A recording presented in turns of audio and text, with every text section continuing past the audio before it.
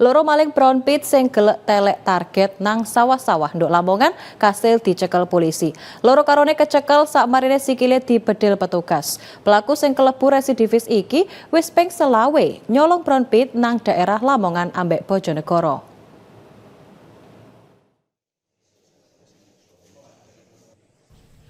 Satreskrim Polres Lamongan kasil nyekel loro maling spesialis brown pit nduk daerah sawah-sawah nang Lamongan.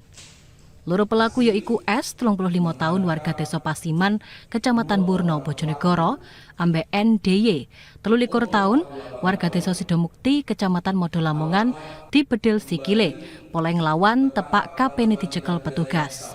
Salah siji pelaku sing inisiale S kelebu residivis sing tau dicekel perkara nyolong brown pit, sauntara pelaku sitoke duweni tugas nguwasi keadaan tepak S ngelakoni aksine.